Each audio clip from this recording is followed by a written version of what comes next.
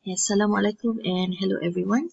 So previously I've shared you the first tutorial video how to sketch a ligand without any explanation and all. So in this video I will elaborate a little bit what we will be doing throughout the docking procedure uh, according to step by step. So in the first tutorial previously we have done ligand sketching. So basically we need to produce the 3D structure of the ligand so that this ligand file will be used in our Autodoc program. So there are many ways to draw ligand structure. Usually even if you are from chemistry, you already have the sketch of your ligand structure in 2D. So you can translate your 2D structure into 3D structure. There are various programs you can use to produce your 3D ligand structure. And the one that I've showed you, the one that I taught you, is using Avogadro program. Okay, so if you want to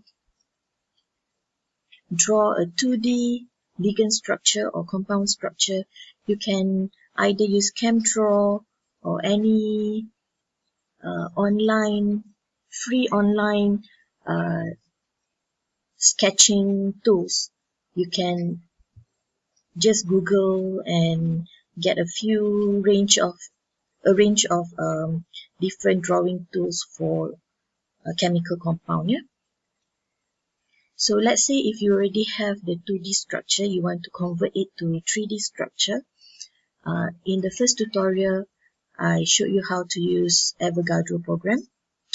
The reason why I choose Avogadro is because you can produce a 3D structure in a PDB format. You can save it as PDB format, and also you can also optimize the structure, the molecular structure. Okay. For your information, there are lots and lots of molecule formats available. You can save your 2D structure in different formats. As I've showed here, you have more PDB, Smile format, and lots of others. Okay, let's say you have a 2D structure, you can sketch it manually using Avogadro on the interface of the program, and then you can optimize and get a beautiful structure like this, okay, with an optimized energy value, and then you can save it as PDB format. Okay. However, if you have a Smile format like this, you can either use you can just Google PubChem database. You can copy paste your Smile code, and then click retrieve compound, and then you can download the 2D or 3D structure from the database. Okay. However, PubChem can only provide you certain format of 3D ligand structure, and from the list of PubChem database, you won't get PDB format. You can get SDF format and maybe more and other formats, but later on, if you save, for example, SDF format, you need to convert it to PDB format. So it will include another additional step. Okay, but if you use Avogadro, you already have your 2D structure. You can just directly sketch in the program, optimize the energy value, and save it as PDB format. So I think this way is much more easier. Okay.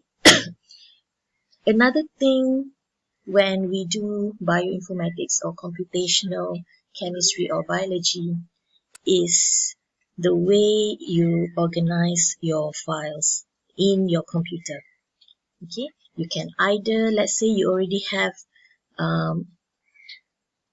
you produce a 3D structure, you want to save your 3D structure, make sure you make a dedicated folder where you can save all your 3D structures in that particular folder. So next time when you want to retrieve back the structure, you know which folder you will be looking for.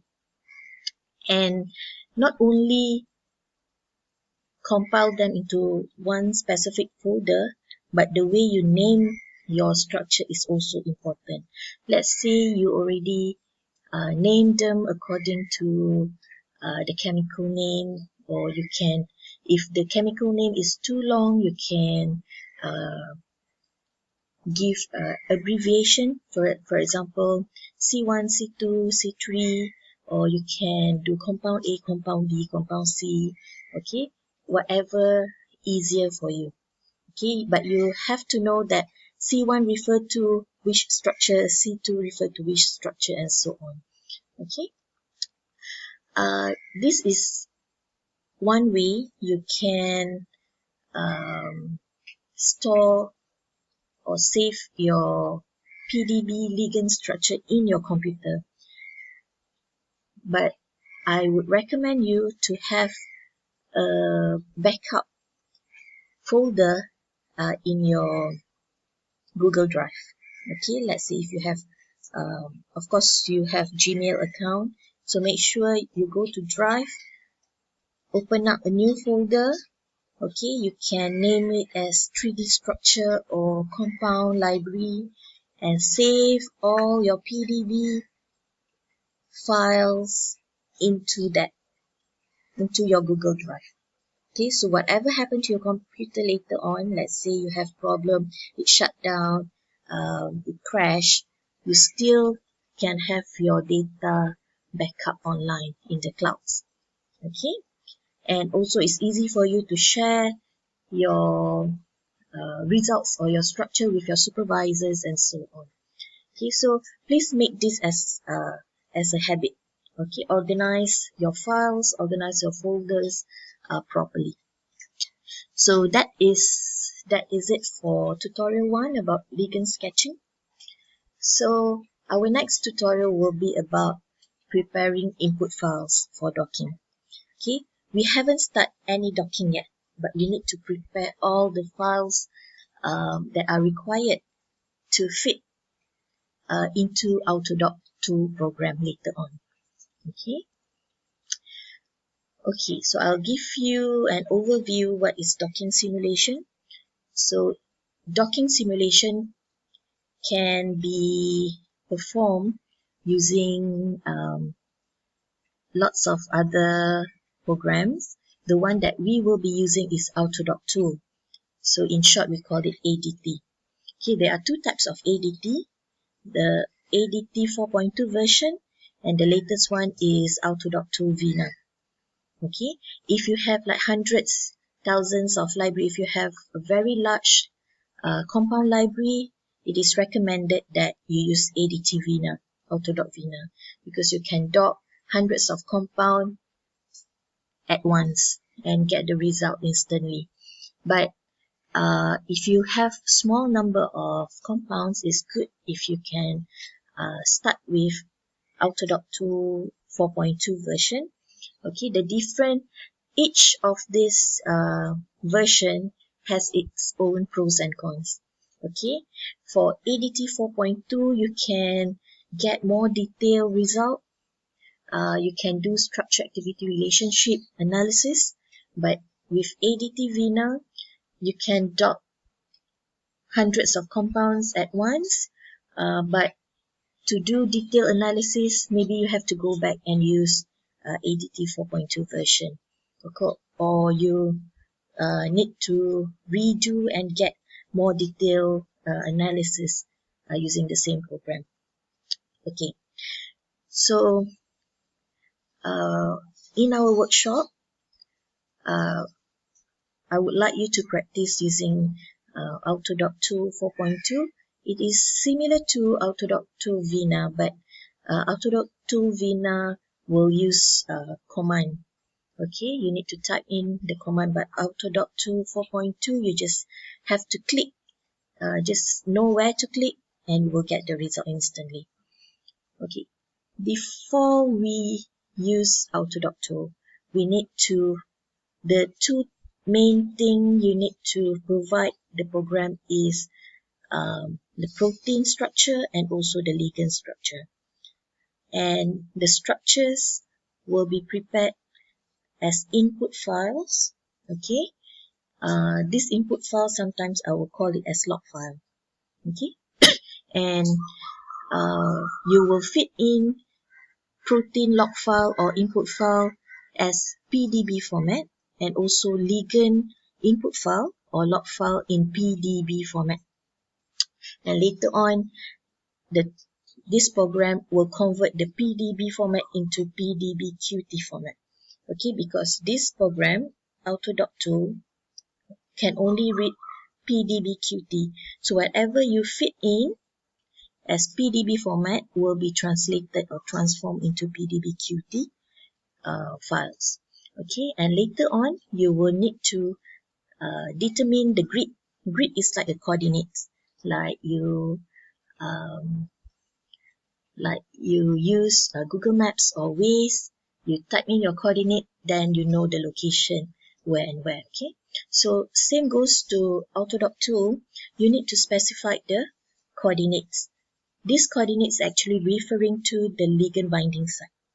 Okay, before you start docking, you need to have a background knowledge where is the binding site on the protein structure. Okay, this can be obtained when you read the publication and so on. Okay, so let's say if your protein structure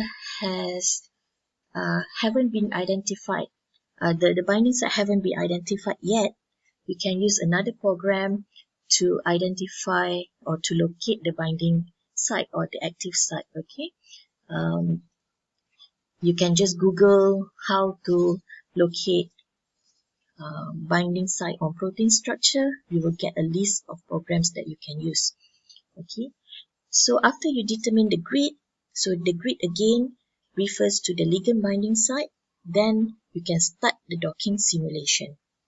Okay, docking simulation will provide you with, you can decide how many models you want the program to produce, and how many population you want the program to test. Okay, and the more models and the higher population you use will give you more accurate results.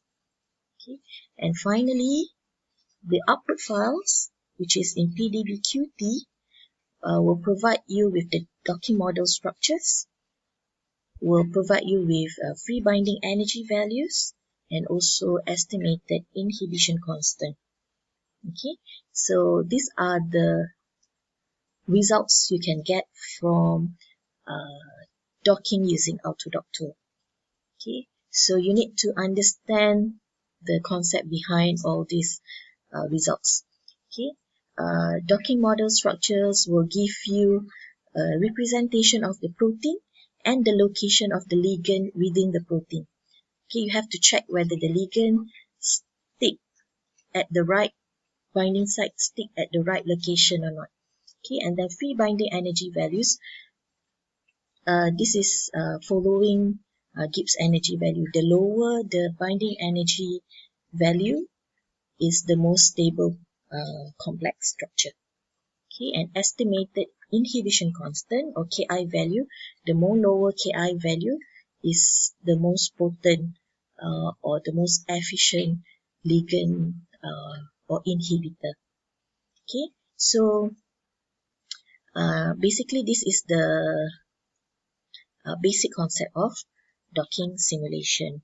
So I'll continue the next step in the next video.